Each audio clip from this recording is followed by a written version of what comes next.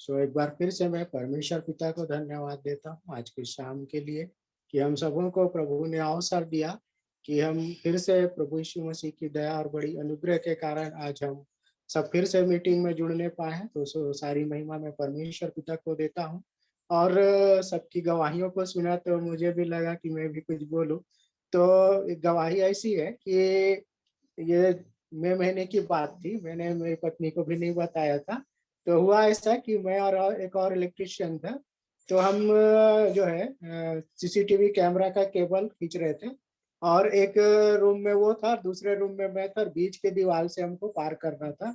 और जहाँ पर मैं सीढ़ी लगा करके खड़ा था तो वहां पर लगभग मैं 3 फुट की हाइट पे ही था। और मेरा जो सीढ़ी था वो अनबैलेंस हो गया। और मैं जो कैमरे की केबल्स थी, कुछ कैमरे की केबल्स पहले से हमने डाल के रखा था, और उस केबल से मैं लटक गया। अब मैं आपको बताऊंगा तो आपको थोड़ा सा अजीब लगेगा कि ये ऐसा कैसे हुआ। तो हुआ यूं कि वो जिस केबल पर मैं लटका हुआ था, कुछ ही समय के लिए, बहुत ज्यादा देर के लिए नहीं, और मेरी जो बॉडी थी वो एकदम हल्की हो गई। और वो जो केबल्स थे तो HDMI केबल था, सब हम सब जानते हैं, है ना, तो वो कितना मजबूत रहता है। और उसके साथ में लेन केबल दो थे, दो टेलीफोन का केबल था और दो CCTV के कैमरे का केबल था। और हमको मेरे और भी हमको मतलब डालने का था केबल दूसरा। तो मैं एक हाथ से उन्हीं केबलों को पकड़ा था, जो 8 केबल थी, दो लेन केबल था, दो CCTV कैमरे का केबल था, दो टेलीफोन का और दो HDMI केबल। तो हम सब जानते हैं कि ये केबल कितना मजबूत होता है। और मेरा जो वेट है लगभग, लास्ट टाइम में जब बीमार पड़ा था तब किया था तो 74 था। तो आई थिंक मैं सोचता वैसा ही रहा होगा। तो अब आप ये सोचेंगे कि 3 फुट हाइट बहुत ज्यादा नहीं होता, बट और वो केबल इतना मजबूत नहीं था, और मैं उसी केबल के जरिए से उस 3 फुट उसको कवर कर लिया और नीचे आ गया मैं उसमें। और जब सीढ़ी गिरने की आवाज आई तो जो दूसरा इलेक्ट्रिशियन था वो उसने कहा, आशीष भाई लाइक गिर गए क्या, लग गए क्या, जोर से तो नहीं लगा? मैंने कहा नहीं, मुझे लगा नहीं। उसको पता ही नहीं चला कि मैं केबल से लटक कर के नीचे आ गया, क्योंकि वो मजबूत नहीं होता, इतनी मजबूत नहीं रहती। टेलीफोन के केबल में सिर्फ दो पेयर ही होते हैं, और उसमें वो दो केबल थी यानी 8 पेयर। और बहुत ही पतले वायर्स होते हैं उसमें, और जितने भी केबल्स थे उसमें बहुत ही पतले पतले वायर होते। तो प्रभु की बड़ी दया और अनुग्रह थी कि मुझे कुछ भी चोट नहीं लगी और मैं सुरक्षित नीचे आ गया। तो मैं सारी महिमा परमेश्वर पिता को देता हूँ, उद्धारकर्ता प्रभु यीशु मसीह में। और आइए हम लोग वचन में देखेंगे। मेरे साथ निकाल लीजिए तीतुस की पत्री, उसका 2 अध्याय और उसका 11 वचन। तीतुस की पत्री, उसका 2 अध्याय 11 वचन। क्योंकि परमेश्वर का वह अनुग्रह प्रकट है जो सब मनुष्यों के उद्धार का कारण है। आप देखिए ना, यहाँ पर वचन क्या बोल रहा है, पर क्योंकि परमेश्वर का वह अनुग्रह प्रकट है। परमेश्वर पिता की बड़ी दया और अनुग्रह हम सबके जीवन में है, क्योंकि हम प्रभु यीशु मसीह में, पिता परमेश्वर में हम सुरक्षित पाए जाते हैं। एक बड़ी दया और अनुग्रह ही है, क्योंकि हम अगर देखें तो बहुत सारे उदाहरणों को हम देख सकते हैं। जैसे कोविड के समय में कितने सारे लोग चले गए, लेकिन परमेश्वर की बड़ी दया और अनुग्रह हम पर है। और प्रतिदिन प्रभु हमारे जीवन में अनुग्रह करते रहता है। और वैसे अगर हम देखें तो ये जो समय है वो अनुग्रह काल का समय चल रहा है। और प्रियो, हम इस बात को स्मरण रखें और हमको इस बात को गंवाना नहीं है।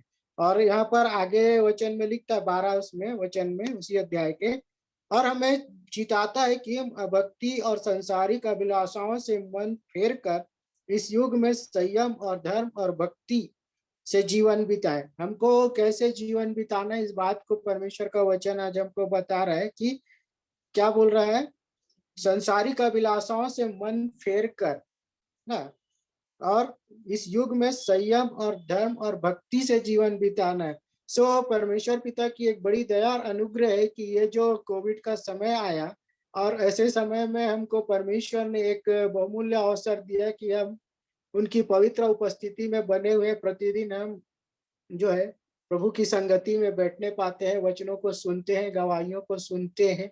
बहुत सारे परमेश्वर पिता ने चमत्कार किए हैं प्रभु यीशु मसीह में।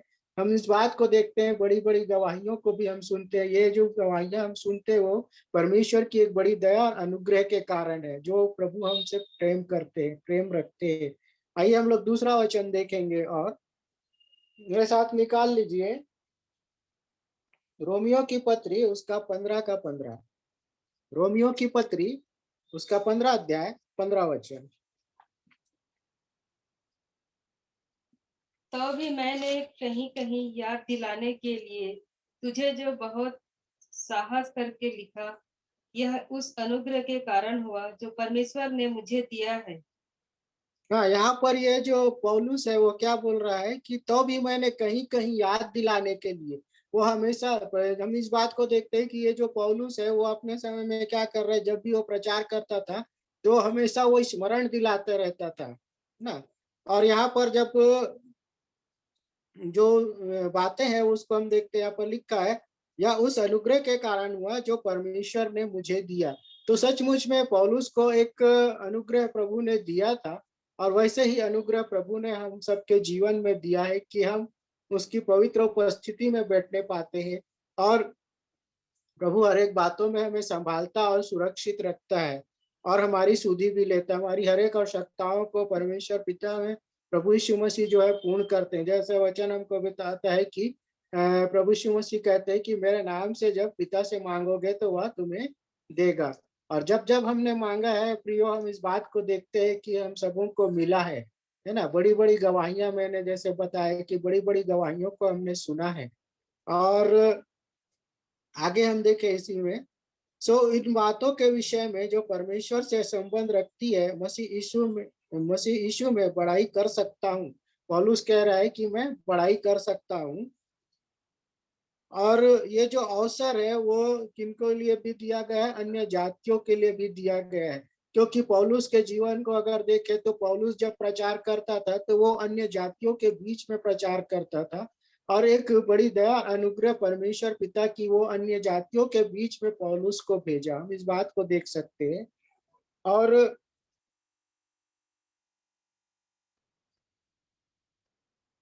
आगे देखेंगे इफिसियों की पत्री उसका 4 अध्याय 7 वचन। इफिसियों की पत्री 4 का 7। पर हम में से हर एक को मसीह के दान के परिमाण के अनुसार अनुग्रह मिला है। हाँ, यहाँ पर वचन क्या बोल रहा है कि हमको मसीह के दान के परिमाण के अनुसार मिला है। मतलब प्रभु यीशु मसीह की अनुग्रह जो है उसकी बड़ी दया के अनुसार मिला है। अगर प्रभु यीशु मसीह जो है मेरे और आपके लिए कीमत नहीं चुकाते तो आप जरा आप सोच करके देखिए कि हमारी परिस्थिति क्या होती। ये परमेश्वर पिता की बड़ी दया अनुग्रह है हम सबके जीवन के लिए, कि उन्होंने क्या किया, अपने एक लौते पुत्र को दिया है ना। अगर प्रभु यीशु मसीह हमारे मतलब जो है वो अपने आप को नहीं देते, बलिदान नहीं चढ़ाते, क्रूस पर नहीं चढ़ते, तो हमको जीवन नहीं मिलता। और अब इस बात को हम देखें कि अगर हमको जीवन नहीं मिलता तो हमारी परिस्थितियां क्या होती।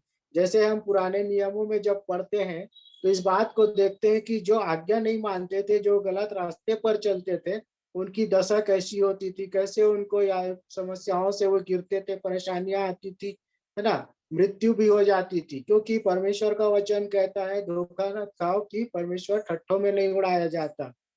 और देखिए आप, जिन जिन लोगों ने परमेश्वर के विरुद्ध में कार्य किया वो लोग वहां पर टिकने नहीं पाए। परंतु हम इस बात को देखते हैं, अगर हम अपने आप को देखें तो हम अपने आप को कहीं पर भी नहीं पाते हैं। परंतु परमेश्वर की बड़ी दया और अनुग्रह है कि प्रभु ने हम सबों को जीवित रखा और सुरक्षित रखा है। आगे हम लोग देखेंगे उसकी जो परिभाषा उसको देखते हैं। यह परमेश्वर का दान है ना, ये जो हमको अनुग्रह मिला है वो परमेश्वर का दान है। तो इसके लिए देखेंगे इफिसियों की पत्री उसका 3 का 7। मैं परमेश्वर के अनुग्रह के उस दान के अनुसार जो उसकी सामर्थ के प्रभाव के अनुसार मुझे दिया गया, उस सुसमाचार का सेवक बना। यहाँ पर पौलुस क्या बोलता है, और मैं परमेश्वर के अनुग्रह के कारण उस दान के अनुसार जो उसकी सामर्थ के प्रभाव के अनुसार मुझे दिया गया उस समाचार का सेवक बना। हम सब देख जानते हैं कि पौलुस का जो जीवन कैसा था, जब वो शाऊल था, जब उसका हृदय परिवर्तन नहीं हुआ था, तब उसको अनुग्रह मिली। और उसका जब हृदय परिवर्तन हुआ तब से लेकर के जब तक वो इस दुनिया में था तब से वो फिरा नहीं, चाहे बहुत सारी कठिन परिस्थितियों से वो होकर के गुजरा। अगर हम प्रेरितों के काम को पढ़ें और भी उसके वचनों को पढ़ते जाए, पत्रियों में को पढ़ें, तो हम इस बात को देख सकते हैं कि जो पौलुस था वो बहुत ही कठिन परिस्थितियों से गुजर होकर के गुजरा।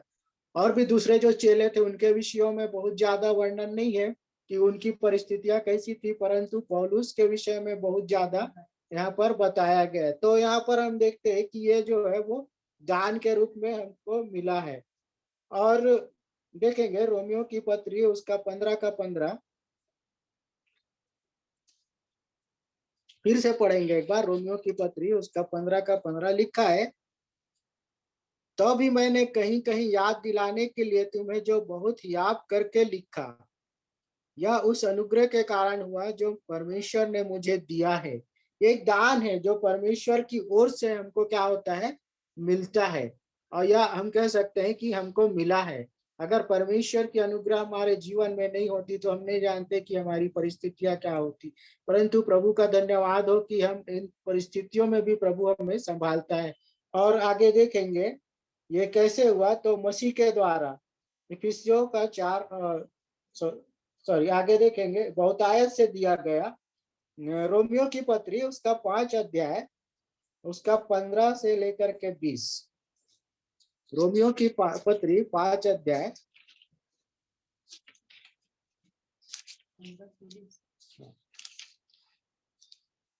पर जैसी अपराध की दशा है वैसी अनुग्रह के वरदान को नहीं, क्योंकि जब एक मनुष्य के अपराध से बहुत लोग मरे, तो परमेश्वर का अनुग्रह और उसका जो दान एक मनुष्य के अर्थात यीशु मसीह के अनुग्रह से हुआ। हाँ, यहाँ पर हम देखते हैं कि क्या हुआ, जो अपराध हुआ, पाप हुआ, वो कहाँ से हुआ। अगर 14 वचन से पढ़े इसी अध्याय के, तो लिखा है, तो भी आदम से लेकर मूसा तक मृत्यु ने उन लोगों पर भी राज्य किया जिन्होंने उस आदम के अपराध की नाई, जो उस आने वाले का चिन्ह है, पाप न किया। तो यहाँ पर ये जो पाप किस तरह से आई, मृत्यु कैसे आई, हम इस बात को हम आदम के जीवन से देख सकते हैं। परंतु प्रभु यीशु मसीह का जब आगमन हुआ तो हमको क्या मिला, अनुग्रह मिला। और आगे देखेंगे यहाँ पर लिखा है, पर जैसा अपराध की दशा है वैसी अनुग्रह के वरदान की नहीं, है ना। यहाँ पर अपराध की दशा मतलब क्या हो रहा है कि जो अपराध हम लोग कर रहे हैं, जो स्थिति है, परंतु वहां पर जो अनुग्रह है वो उसके समय वरदान की नहीं थी, ये बाद में हमें मिला है। क्योंकि लिखा है, जब एक मनुष्य के अपराध से बहुत लोग मरे, है ना।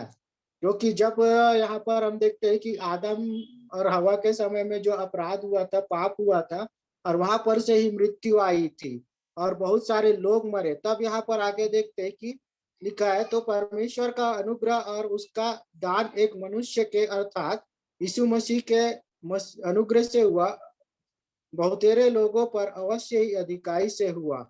जब यहाँ पर ये जो परिस्थितियां थी, जो अपराध हो रहे थे, पाप हो रहे थे, तब परमेश्वर पिता ने क्या किया, प्रभु यीशु मसीह को भेजा और उसका जो अनुग्रह हुआ उसके वजह से हमको जीवन मिला है। तो आगे देखेंगे, उन्होंने क्या किया, एकलौते पुत्र को भी दिया। अगर यूहन्ना रचित सुसमाचार को अगर हम पढ़ते 3:16, तो वहां पर हम देखते हैं कि परमेश्वर पिता ने अपने एकलौते पुत्र ने प्रभु यीशु मसीह को, जो हम सबों का उद्धार करता है, उसको इस दुनिया में भेजा। क्यों भेजा, क्योंकि हम पर अनुग्रह करे, हम पर दया करे। क्योंकि परमेश्वर कभी नहीं चाहता कि मनुष्य पाप के कारण मरे, है ना। उनकी इच्छा नहीं है कि कोई भी मनुष्य पाप के कारण मरे। परंतु हम जो मनुष्य है, हम अपने आप को आज देखें कि हमारी दशा कैसी है, हम किस ओर जा रहे हैं, क्या गलतियां कर रहे हैं, क्या हम सही रास्ते पर चल रहे हैं, क्या हम गलत कामों से अपने आप को रोक रहे हैं, या हम कोशिश कर रहे हैं और सफल हो रहे हैं, या कोशिश करके हम असफल भी हो रहे हैं। क्योंकि जैसे अगर हम देखें तो एक छोटे बच्चे का उदाहरण हम अगर देखते हैं, जब बच्चा चलना शुरू करता है तो उससे पहले वो खड़ा होता है, और जब वो खड़ा होता है तब वो अपने कदमों को आगे बढ़ाता है, और फिर क्या होता है कि वो लड़खड़ा करके गिर जाता है, क्योंकि उसका बॉडी उस पर बैलेंस नहीं कर पाता है। परंतु वो कोशिश करते रहता है, और क्या होता है, फिर एक समय आता है कि वो चलना शुरू कर देता है। तो हमारी दशा कैसी, हमको इस बात को जानना जरूरी है। क्या हम एक छोटे बच्चे के समान है, या हम जो है सयाने हो गए? हमको इस बात को ध्यान में रखना जरूरी है।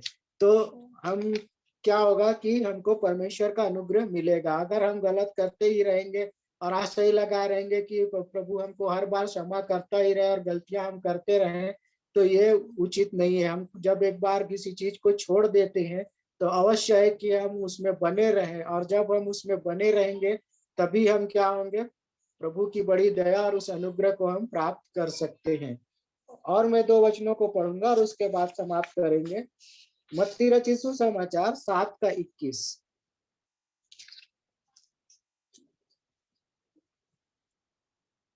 मत्ती रचित सुसमाचार 7 अध्याय उसका 21 वचन। जो मुझसे हे प्रभु कहता है, उनसे हर एक स्वर्ग के राज्य में प्रवेश न करेगा, परंतु वही जो मेरे स्वर्गीय पिता की इच्छा पर चलता है। हाँ, ये अनुग्रह की जो बातें हैं वो किनको मिल सकता है? ये जो वचन है वो हमको बता रहा है किनको मिल सकता है।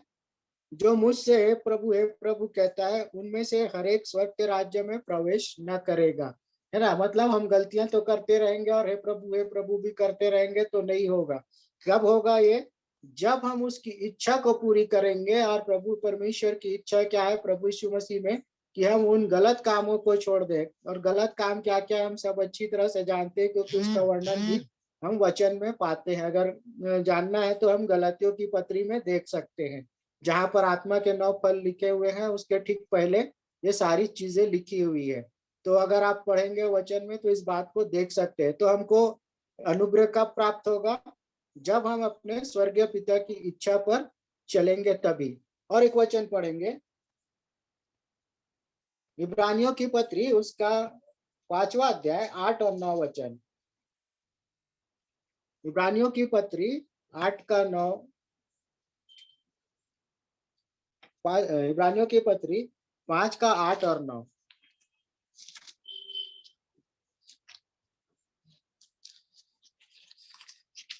पांचवा अध्याय 8 और 9 वचन। और पुत्र होने पर भी उसने दुख उठाकर आज्ञा माननी सीखी। हम देखते हैं इस बात को कि जब प्रभु यीशु मसीह इस दुनिया में थे तो कई सारी परेशानियों का वो सामना किए। वो परेशानियां कब आई? जब उन्होंने सुसमाचार प्रचार करना आरंभ किया। उनका जो कार्यकाल जब शुरू हुआ तो लोग क्या करते थे? मानते नहीं थे। उसको हमेशा फंसाने की कोशिश ही करते रहते थे कि किसी न किसी तरह से हमको अवसर मिले और हम उसके विरुद्ध में काम करें। परंतु आगे वचन में लिखा है, और सिद्ध बनकर अपने सब आज्ञा मानने वालों के लिए सदा काल के उद्धार का कारण हो गया। ये किनके लिए हो गया? प्रभु यीशु मसीह ने दुख उठाया, क्योंकि वो मनुष्य के रूप में था ना उस समय। तो वहां पर जब उसने दुख उठाया और सिद्ध बनकर, है ना, उनमें उसने क्या किया? कठिन परिस्थितियों का सामना किया और सिद्ध बना। और सिद्ध बनने के बाद उन्होंने क्या किया? उन सब के लिए एक आज्ञा हुआ कि सदा काल के उद्धार का कारण हो गया। मतलब उन्होंने हमको एक क्या किया? रास्ता दिखाया। और ये रास्ता वो दिखा गए कि हमको उसके अनुसार चलना है। जब हम उसके अनुसार चलेंगे, जैसा वचन हमको सिखाता है, तभी हमको परमेश्वर की हम अनुग्रह के हम भागी हो सकते हैं, अन्यथा नहीं। सो मैं परमेश्वर पिता को धन्यवाद देता हूँ आज की इन वचनों के लिए।